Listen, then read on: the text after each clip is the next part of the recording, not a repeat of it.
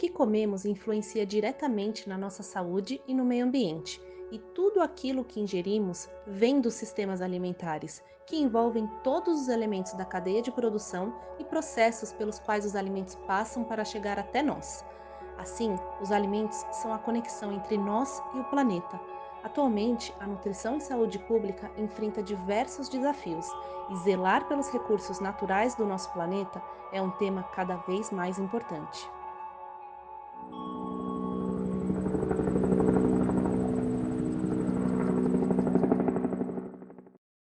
E talvez a pergunta fundamental seja: sustentabilidade é um tema abordado na ciência da nutrição?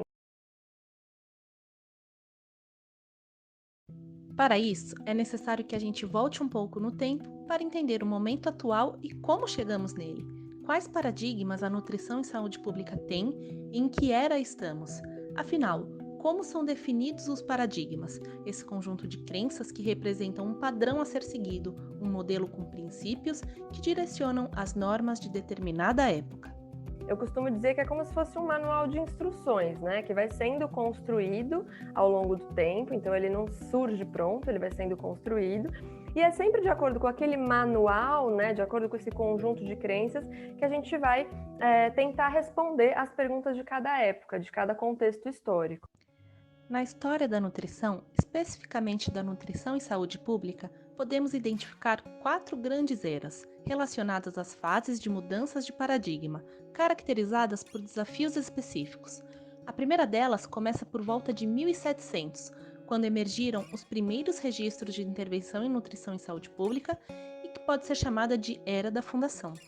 Em meados do século XVIII, o que acontece é um desenvolvimento ainda bem tímido, né? De entender que existem algumas doenças que, quando, por exemplo, nas grandes navegações, os marinheiros apresentavam sangramento na gengiva, e aí quando se administrava frutas cítricas, esse sangramento regredia. Então, essas pequenas percepções de que os alimentos poderiam conter alguma coisa ali dentro que prevenia ou até tratava doenças, né? Tratava condições de saúde.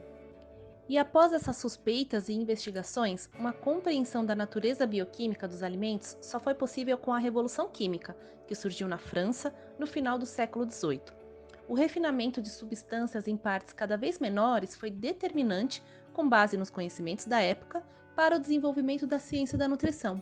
E aí, mais tarde, a Revolução Industrial, em que foi marcante a mecanização da produção de alimentos, e aí começa também, ainda lentamente, que vai acontecer um pico bem maior, é só no século XX mesmo, começa muito lentamente já uma aceleração da produção de alimentos, uma mudança de lógica da produção de alimentos. Após essa fase de pré-paradigma, foi estabelecido um período de ciência normal, denominado de Era das Deficiências de Nutrientes, já no início do século XX. Esse período foi marcado pela descoberta e estudo das vitaminas, que tornaram-se o novo foco da pesquisa em nutrição, deslocando a atenção dos alimentos para os nutrientes. A nutrição tomou bastante esse caráter, né, de ser essa ciência que se debruça as menores partes das substâncias para entender qual a função delas na prevenção de doenças. Nesse caso, num contexto epidemiológico de bastante carência, né, de bastante déficit. Então, é um contexto de guerras mundiais e de grande depressão econômica, né, financeira. Então, num primeiro momento, a necessidade de suprimento nutricional dos combatentes em guerra, né, para garantir que eles tivessem energia suficiente e nutrientes suficientes para combater. E, por outro lado, a escassez entre as populações que ficavam também, né, que não iam combater, mas que ficavam numa situação de muito déficit nutricional, muita carência alimentar. Desta forma, o foco da nutrição voltou-se para rações alimentares e fortificação de alimentos, com políticas alimentares que favoreciam a produção de alimentos em massa, fundamentando a máxima que o excesso é melhor que a carência. Também houve a criação de valores de referências para nutrientes e ingestão de energia em um primeiro momento voltado e focado nos combatentes de guerra. Não é à toa que até hoje, seja ao longo da formação, seja como profissionais já formados, a gente usa alguns termos como a proteína da sua refeição, né? O leite vai ser o cálcio, então sempre diminuindo o alimento ao nutriente principal. E em 2008, o pesquisador George Screens cunhou o termo nutricionismo para denominar essa visão reducionista da nutrição. Adiante, por volta de 1940, a ciência da nutrição entra em uma crise de paradigma, quando os cientistas perceberam que o conceito de comer em excesso, na verdade, já não era suficiente para explicar e enfrentar os problemas que começaram a surgir na época. Então a gente está entrando no pós-Segunda Guerra, pós-guerras, né, em que começa a haver de fato um aumento sem precedentes da disponibilidade e da variedade de alimentos, com o boom da Revolução Industrial, com a Revolução Verde começando, né, a ganhar força, e aí a disponibilidade de alimentos, a produção de alimentos e suprimento para as diferentes populações alcança quantidades nunca antes vistas para a humanidade.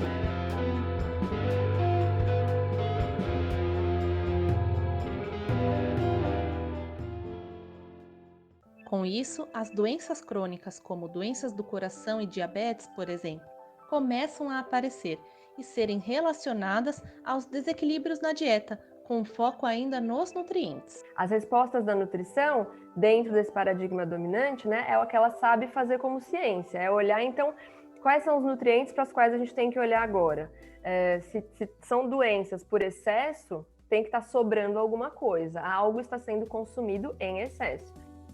Surgem, então, os primeiros guias alimentares, pertencentes à primeira geração de guias. Isso porque são centrados nos nutrientes, não considerando outros fatores como a origem desses nutrientes ou até mesmo combinações possíveis entre si, tendo como foco metas relacionadas apenas às quantidades. A ciência da nutrição começa a avançar para entender que talvez não sejam só os nutrientes que expliquem as condições de saúde, né? Talvez a gente precisasse pensar em alimentos e padrões alimentares e que talvez esses alimentos e padrões alimentares fossem mais importantes para o estabelecimento de doenças crônicas do que nutrientes isolados, né? Começa esse tipo de raciocínio que já é numa lógica de crise de paradigma. Então, aquele paradigma dominante reducionista parece não estar mais sendo capaz de responder à pergunta e o problema do momento, que eram essas doenças crônicas aumentando em quantidades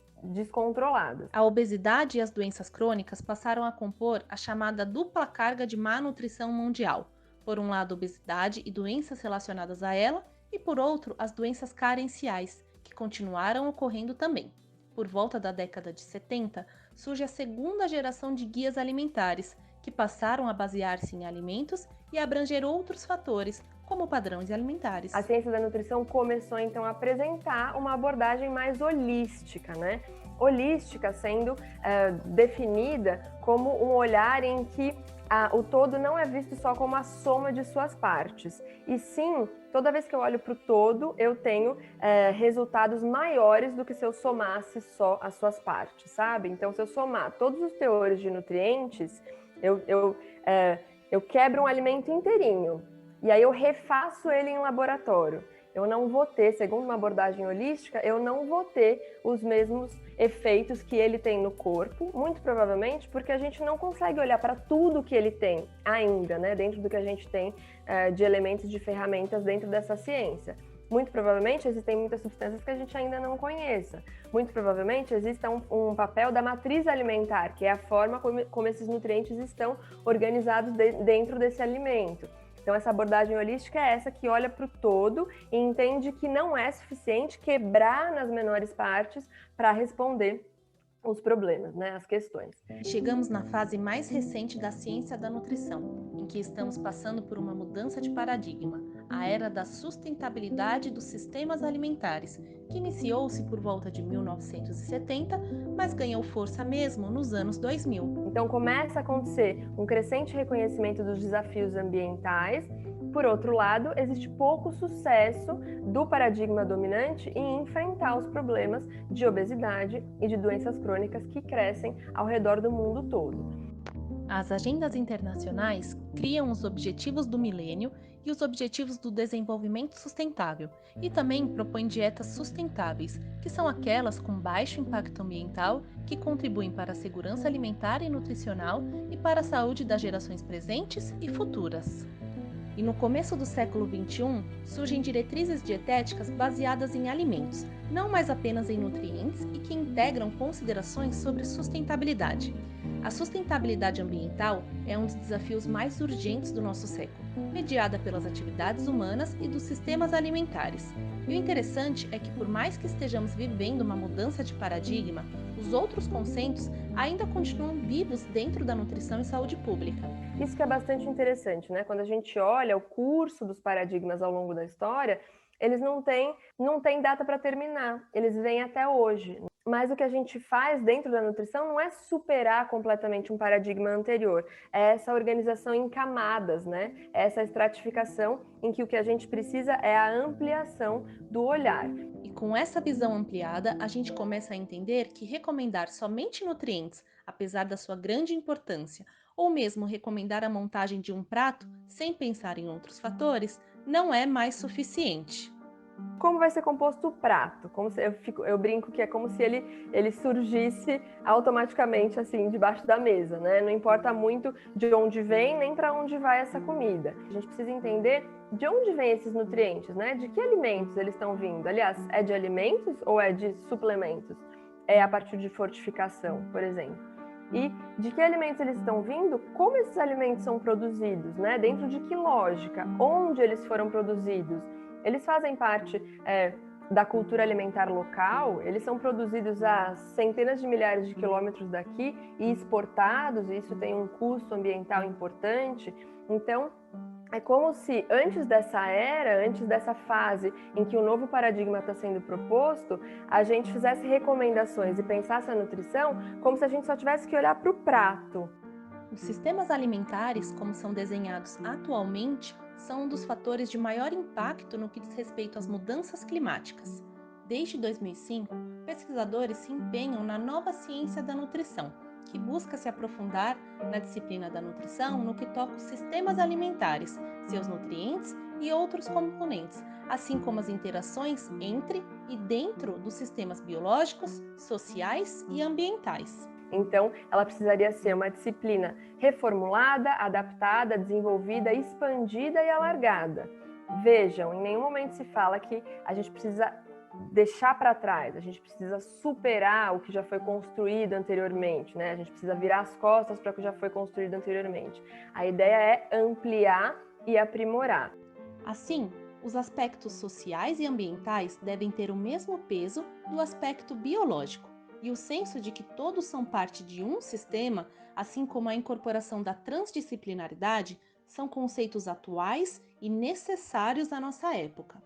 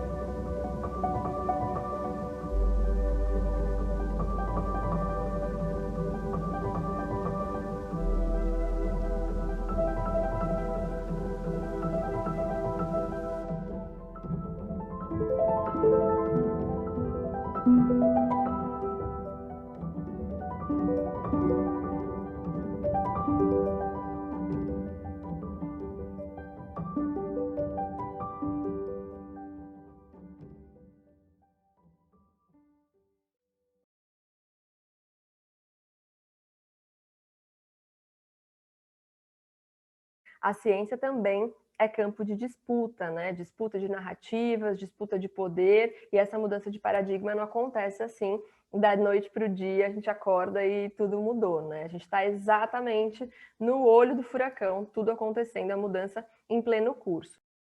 E ainda não está claro qual vai ser o efeito sobre a evolução das orientações em nutrição e saúde pública, mas está posto está posta essa necessidade, né, de ampliação, de discussão, ampliação do olhar e que a nutrição passe sim, numa lógica transdisciplinar, a abordar outros paradigmas, aliás, a abordar, a se desenvolver dentro de um paradigma aprimorado e ampliado.